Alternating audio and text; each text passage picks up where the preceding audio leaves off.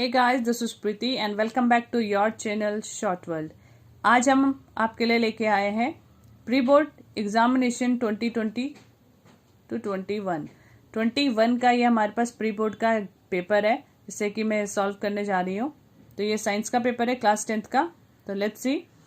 Section 1 में हमारे पास क्वेश्चन है HCl plus MnO2 gives MnCl2 plus H2O plus Cl2। Identify the substance which is getting oxidise. इसमें कौन सा सब ये इक्वेशन जो गिवन है इसमें कौन ऑक्सीडाइज हो रहा है? तो ऑक्सीडेशन से आपको पता है, oxidation means addition of oxygen, removal of hydrogen. Addition of hydrogen और रिमूवल ऑफ ऑक्सीजन क्या होता है? ये जब ऑक्सीजन ऐड हो रहा है, हाइड्रोजन रिमूव हो रहा है, तो वो ऑक्सीडेशन होता है। जब हाइड्रोजन ऐड होता है और ऑक्सीजन रिमूव होता है तो वो रिडक्शन होता है। तो HCl है, HCl से आप देख रहे हो H जो है वो रिमूव हो रहा है, तो HCl क्या हो रहा है? ऑक्सीडाइज हो रहा है। MnO2 से MnO2 रिमूव हो रहा है, तो ये रिडक्शन हो रहा है यहाँ पर। ठीक है, नेक्स्ट टाइप का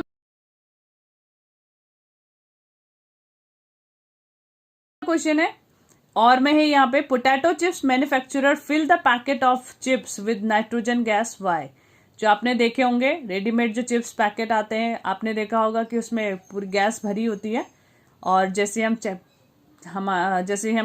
पैकेट को ओपन करते हैं तो उसमें चिप्स की जो क्वांटिटी होती है वो बहुत कम होती है, बाकी सारा क्या होता है? गैस होता है। तो वो गैस इसलिए रखी जाती है ताकि वो चिप्स को खराब होने से बचा सके। ठीक है, तो उसमें होती है नाइट्रोजन गैस। वो फूड आइटम्स को रेंसिडिटी से बचाता है। रेंसिडिटी मीन्स जो कि फूड आइटम्स में फॉल स्मेल आने लग जाती है और वो मॉइस्चर की वजह से खराब होने लगते हैं, उस कंडीशन को हम रेंसिडिटी बोलते हैं, उस प्रोसेस को हम रेंसिडिटी बोलते हैं। ओके,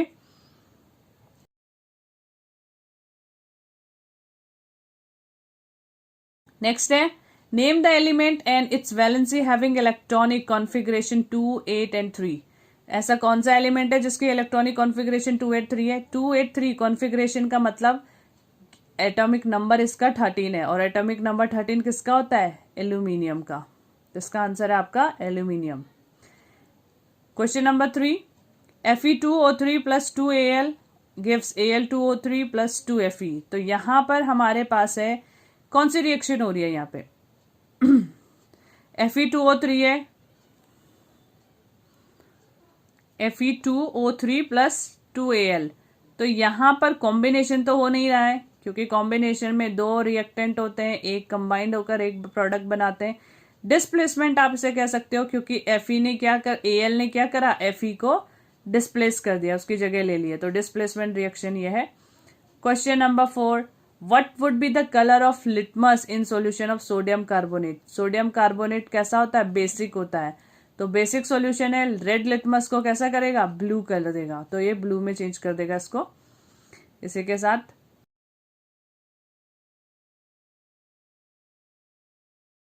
आगे का क्वेश्चन देखते हैं। An electric heater of resistance 8 ohm drawn 15 ampere from the service main 2R calculate which heat is developed in the heater. तो यहाँ पर आप डायरेक्ट फॉर्मूला लगा सकते हो पी का। आपके पास R भी है, I भी है, तो I स्क्वायर इंटू R। तो यहाँ पर I जो है 15 है, 15 का स्क्वायर कीजिए और 8 से मल्टीप्लाई कीजिए, आपके पास P आ जाएगा। इफ द पावर करंट दिया है 15 एम्पियर, टाइम है 2 hours, हमें निकालना रेट यानी कि P power. P is equal to I square into R होता है, तो I स्क्वायर यानी 15 इंटू 15 और R हम रख लेंगे 8, तो इसको मल्टीप्लाई करेंगे तो हमारे पास आ जाएगा 1800 वॉट। तो ये है आपका answer. A circular coil has n turns। 6 question देखिए, if the circular coil has n turns the field produce is n times as large as the produced by a single turn, justify it. तो circular coil, जो भी circular loop होता है, उसमें जितना ज्यादा आप लूप्स बढ़ाते चले जाओगे उतने ज्यादा करंट फ्लो होगा, और जितना ज्यादा करंट फ्लो होगा उतना ज्यादा मैग्नेटिक फील्ड जनरेट होगा। तो नंबर्स ऑफ लूप जैसे जैसे बढ़ते चले जाएंगे उसमें करंट भी बढ़ता चला जाएगा। तो यहाँ पर जब नंबर्स ऑफ लूप बढ़ रहे हैं, n टर्न्स है, एक सिंगल टर्न के एक सिंगल लूप के according as compare to the single loop अगर हमने n टर्न्स और लूप बना दिए हैं तो उसमें करंट भी इंक्रीज हो जाएगा। जब करंट इंक्रीज होगा तो मैग्नेटिक फील्ड भी इंक्रीज होगा।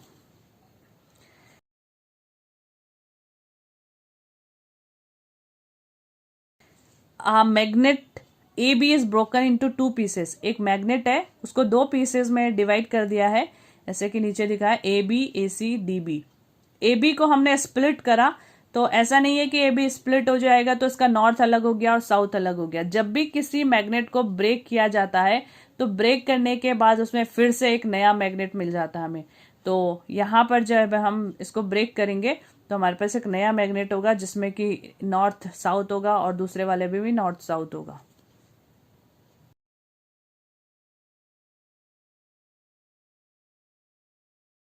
क्वेश्चन नंबर 7 देखिए, give an example in nature which show that sunlight may be made of a different colour. Sunlight जो है एक व्हाइट कलर लाइट जो होती है वो 7 कलर से मिलकर बनी होती है। जब भी हम इसे प्रिज्म से पास कराते हैं तो वो 7 कलर में, व्हाइट लाइट को जब भी प्रिज्म से पास कराया जाता है तो वो 7 कलर में स्प्लिट हो जाती है। जो स्प्लिटिंग ऑफ 7 कलर में है, splitting of light into 7 colour, इसको बोला डिस्पर्जन ऑफ लाइट। तो इसे डिस्पर्जन ऑफ, इस फिनोमिना को हम डिस्पर्जन ऑफ लाइट कहते हैं। और जो 7 कलर हमें मिलते हैं वो हमारा विबग्योर है, यानी कि उसमें कलर जो है वो उनका नेमिंग, और वो स्पेक्ट्रम ऑफ कलर कहलाता है, स्पेक्ट्रम कहलाता है। तो नेचर में ये हमें कैसे देखने के लिए मिलता है? रेनबो की फॉर्म में। जब भी बारिश के बाद, हल्की बारिश के बाद जब एकदम से धूप निकलती है तो जो बारिश की जो बूंदें होती हैं एटमॉस्फेयर में वो एक प्रिज्म की तरह काम करती है, और जब उन पर सनलाइट पड़ता है तो सनलाइट को वो स्प्लिट कर देती है 7 कलर्स में। तो ये हमारा है रेनबो, जो कि डिस्पर्जन ऑफ लाइट को शो करता है।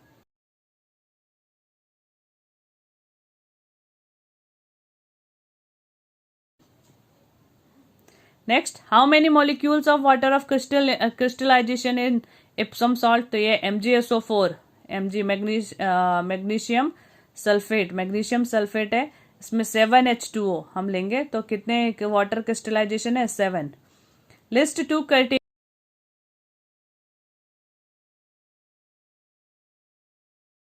Of measuring the biodiversity of an area. किसी एरिया की बायोडाइवर्सिटी को कैसे मेजर किया जा सकता है?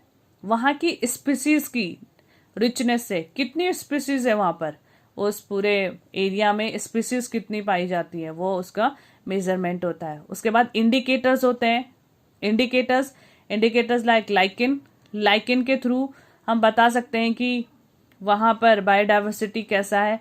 और दूसरा होता है जो फॉसिल फ्यूल्स होते हैं, फॉसिल्स के थ्रू बताया जा सकता है बायोडाइवर्सिटी, किसी क्राइटेरिया की बायोडाइवर्सिटी। नेक्स्ट क्वेश्चन है, नेम 2 डिकम्पोजर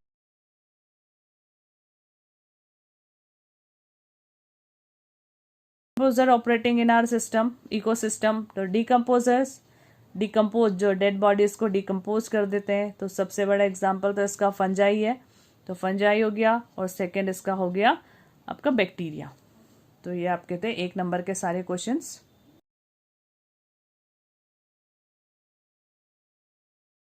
क्वेश्चन नंबर 10 देखिए, what happen when a harmful chemical enters a food chain, into a food chain. किसी फूड चेन में जब हार्मफुल केमिकल्स आ जाते हैं तो क्या होता है? तो जब भी एक्यूमुलेशन ऑफ केमिकल का एक्यूमुलेशन जो होता है ऑर्गेनिज्म में, उसे बायो मैग्निफिकेशन कहा जाता है। तो जब भी फार्मर्स जो होते हैं फर्टिलाइजर्स यूज करते हैं, फर्टिलाइजर यूज करने से उसमें जो केमिकल्स होते हैं प्लांट उसे एब्जॉर्ब कर लेते हैं। उस प्लांट को कौन खा रहा है, कौन कंज्यूम करता है? हार्बीवोर को कंज्यूम करते हैं कार्निवोर। तो वो एक स्टेज से दूसरे स्टेज में केमिकल्स जो होते हैं वो जमा होते चले जाते हैं, एक्यूमुलेट होते चले जाते हैं। तो एक्यूमुलेशन ऑफ केमिकल्स क्या करता है, क्या कहलाता है? बायोमैग्निफिकेशन कहलाता है।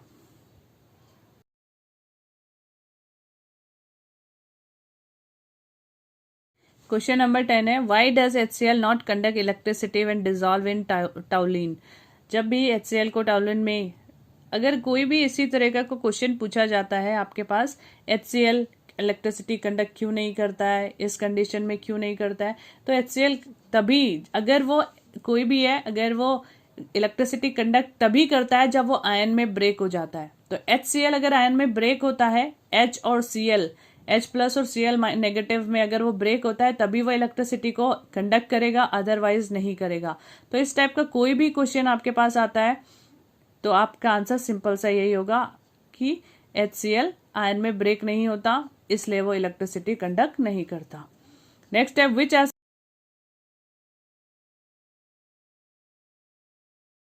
Is present in a honey bee sting और हेयर ऑफ नेटल लीव्स। तो यहाँ पर आपका है मेथेनोइक एसिड। मेथेनोइक एसिड होता है हनी बी में और नेटल लीव्स में। नेक्स्ट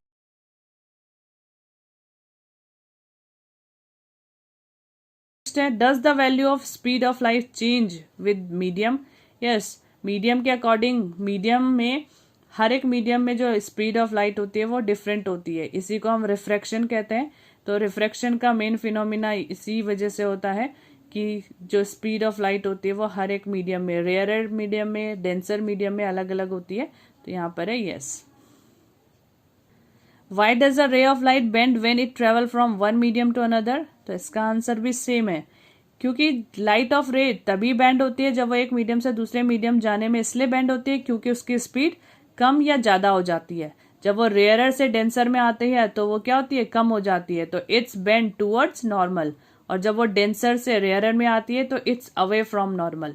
तो ये इनकी स्पीड की वजह से होता है, डेंसर में इसकी स्पीड कम है, रेयरर में इसकी स्पीड ज्यादा है, इस वजह से। क्वेश्चन नंबर 14 हमारे पास है एजर्शन एंड रीजन। यहाँ पर हमारे पास 4 ऑप्शन है। बोथ, पहला ऑप्शन है both A and R are true and R is correct explanation of the assertion. दूसरा है both A and R are true and R is not the correct explanation of the assertion. C है A is true but R is false. D है A is false but R is true. तो इन चारों के according हमें पहले questions को पढ़ना है और फिर चारों को अकॉर्डिंग हमें आंसर देना है। तो एजर्शन बोलता है क्वेश्चन नंबर 14 का, rubbing baking soda solution on the area stung by the bee or ant gives relief। Assertion क्या है कि अगर कोई हमें बी या एंट जो है काट देती है तो हम उस पर रबिंग सोडा को रब करते हैं। रीजन क्या बोलता है, baking soda is base and neutralise formic acid injected into the area by the insect. Yes, जब भी हमें कोई इंसेक्ट जो बाइट करता है तो हम ऐसे वो इस एसिड रिलीज करता है, फॉर्मिक एसिड रिलीज करता है ये एंट और बी। तो उस पर अगर हम बेकिंग सोडा को रब करेंगे तो वह हमें रिलीफ देगा। ठीक है, और बेकिंग सोडा क्यों रिलीफ देगा, क्योंकि वो बेस है और वो एसिड को न्यूट्रलाइज कर देगा। Clear.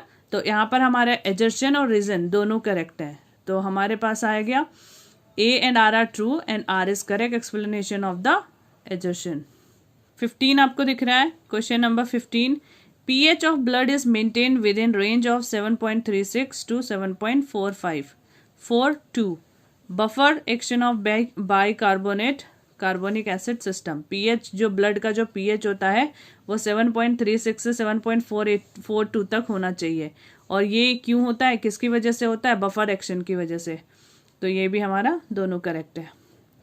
Question number 16, in male reproductive system transport of sperm take place in a fluid which gives nutrition।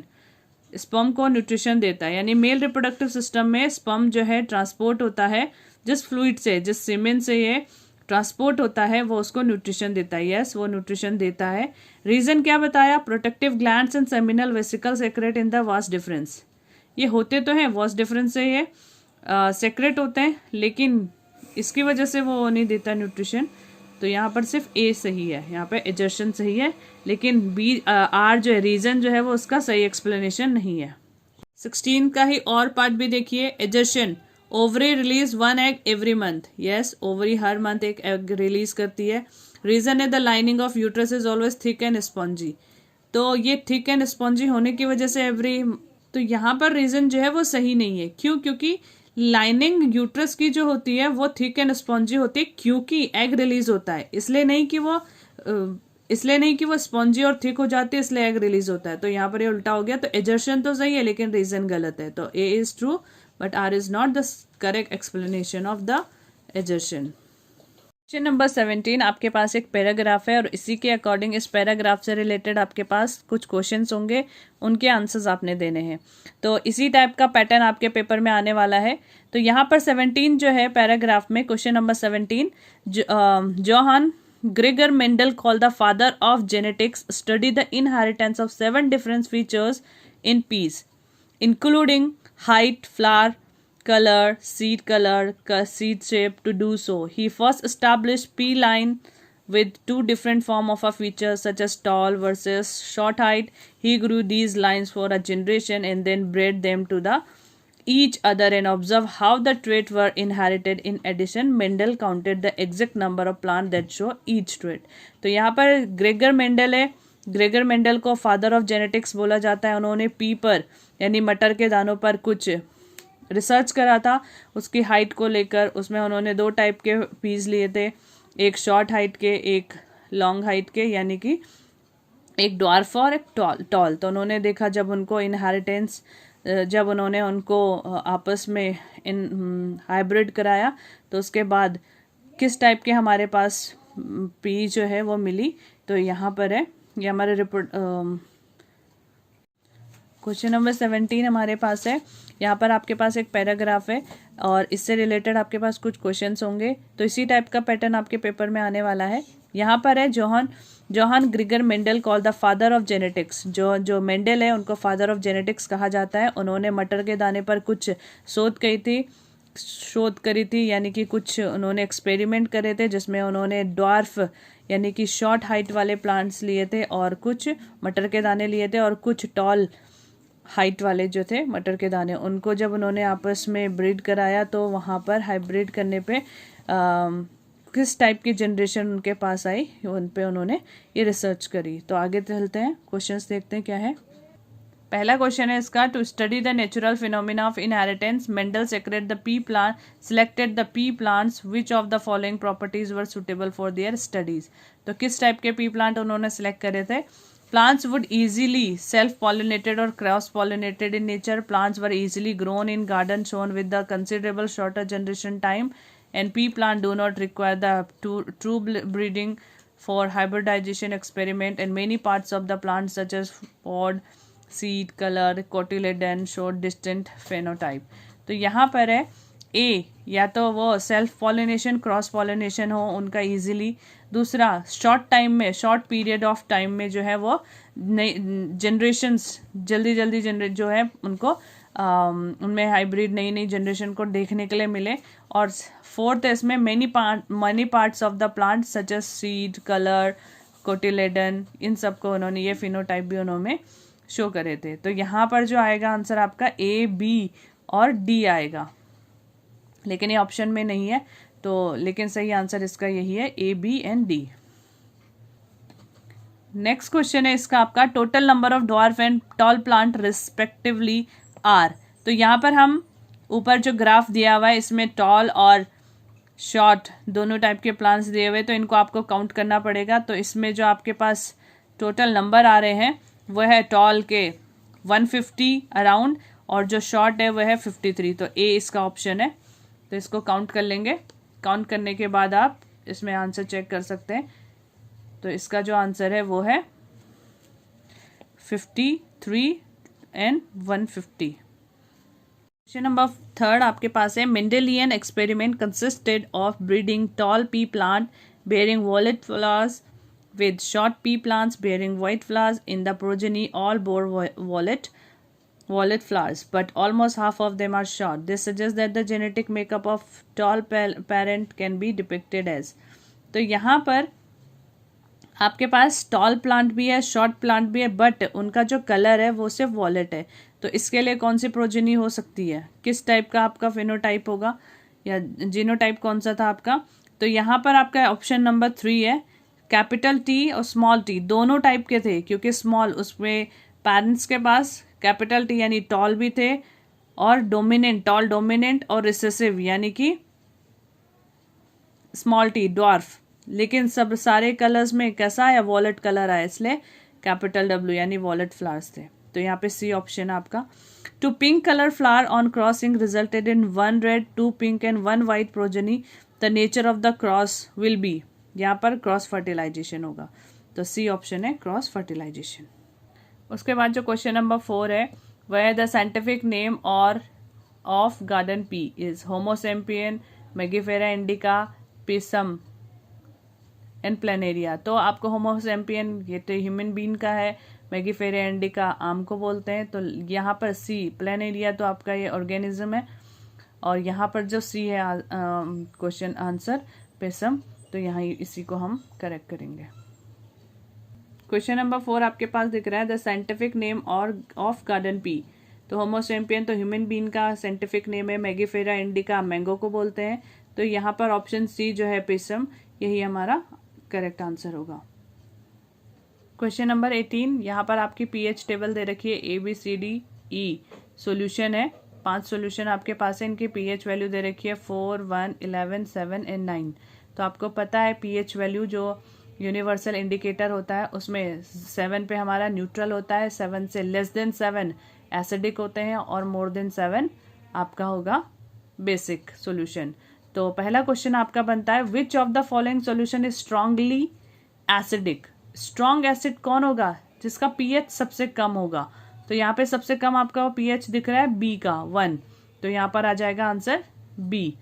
Which of the following is correct when we arrange the pH is increasing in increasing order of hydrogen ion concentration, यानी कि जहां पर hydrogen ion, which of the following correct when we arrange the pH in increasing order hydrogen ion concentration, तो increasing order में यहाँ पर लगाया, तो सी यहाँ पर दिख रहा है 11, यहाँ पर सबसे कम हाइड्रोजन आयन होंगे 11 में, फिर 9 वाले ई में, फिर 7 डी में, और फिर ए में और बी में सबसे ज्यादा जो हाइड्रोजन आयन पाए जाएंगे वो जो सबसे ज्यादा एसिडिक होगा उसमें।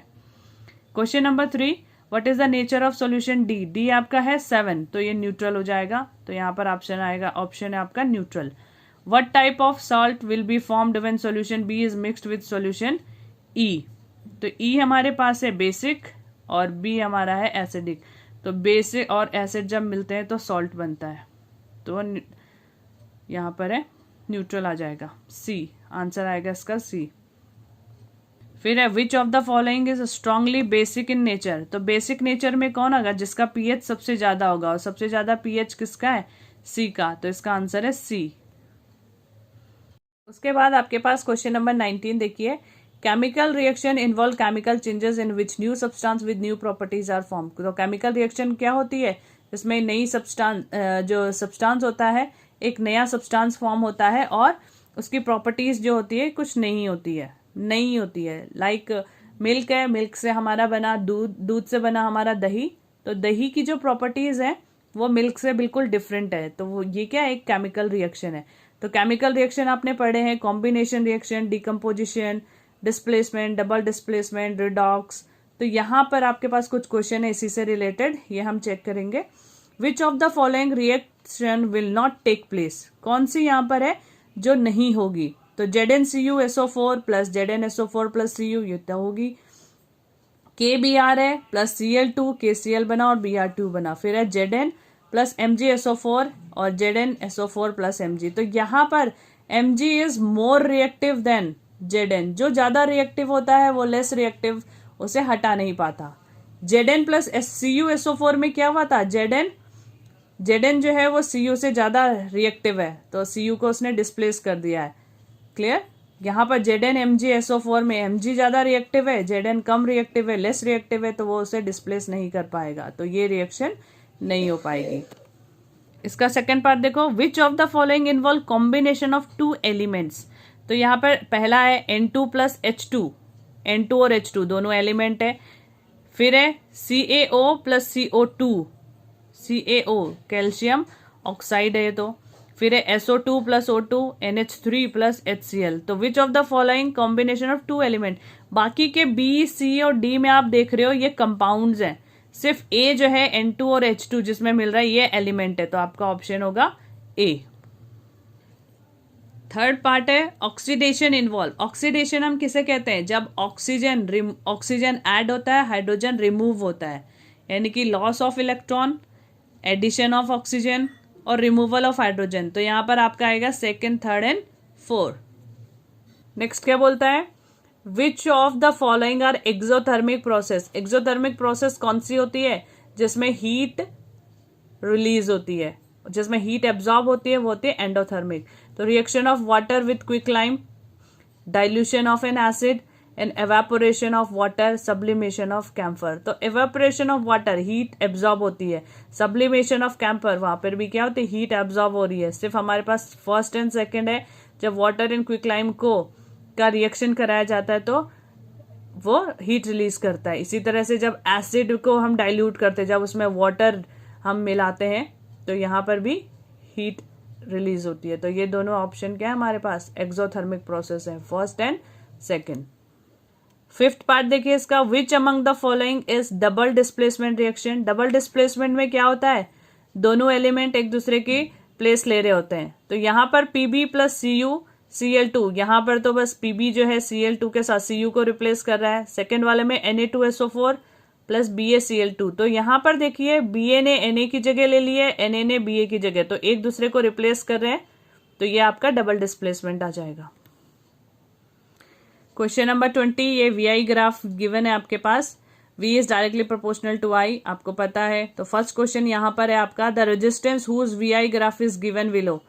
तो यहाँ पर आपको दिख रहा है, अगर मैं 3 और 5 को मिलाती हूँ, यहाँ से एक स्क्वायर, ये रेक्टेंगल 6 और 10 को मिलाओ या 9 और 15 को मिलाओ, तो ये रेशियो कितने का बनेगा? 3:5 का बनेगा।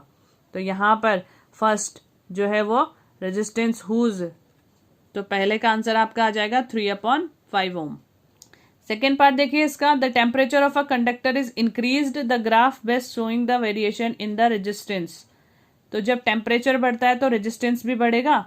तो फर्स्ट वाला, बाकी सब में बी सी डी में आपको ग्राफ, बी में तो आपको उल्टा दिख रहा है, रेजिस्टेंस बढ़ रहा है और टेम्परेचर कम हो रहा है।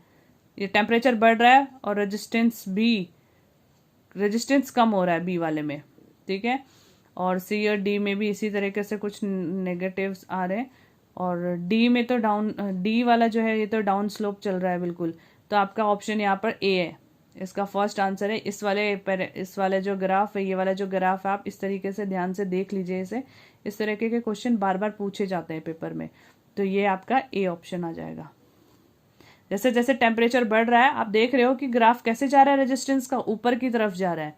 तो ये आपका हो जाएगा ए ऑप्शन। नेक्स्ट क्वेश्चन है इसका, यहाँ पर आपके पास एक डायग्राम दे रखा है, ये फ्लो चार्ट दिया हुआ है। यहाँ पर पूछा है calculate the current flows through 10 ohm resistor in the following circuit. तो 20 ओम, 10 ओम एंड 5 ओम है, तीनों के तीनों पैरेलल में लगे हैं और 6 वोल्ट है यहाँ पर। तो यहाँ पर हमारे पास डायरेक्ट आंसर हो जाएगा I is equal to current है, तो V यानी कि 6 और अपॉन में 10 ओम, R V अपॉन R हो जाएगा। तो ये 0.6 एम्पियर का करंट इसमें फ्लो करेगा।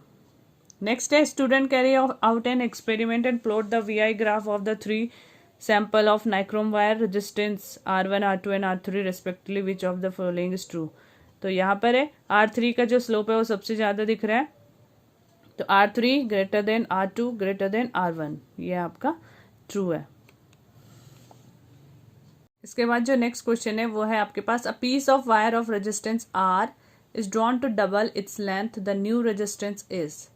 तो यहाँ पर ये क्वेश्चन काफी बच्चों को कंफ्यूज करता है, क्योंकि जब भी हमने देखा है कि R is directly proportional to L, यानी कि L बढ़ेगा तो R भी बढ़ेगा, लेकिन हम डबल हो रहा है तो हम यहाँ पे डबल कर देते हैं, लेकिन हम एरिया का ध्यान नहीं रखते।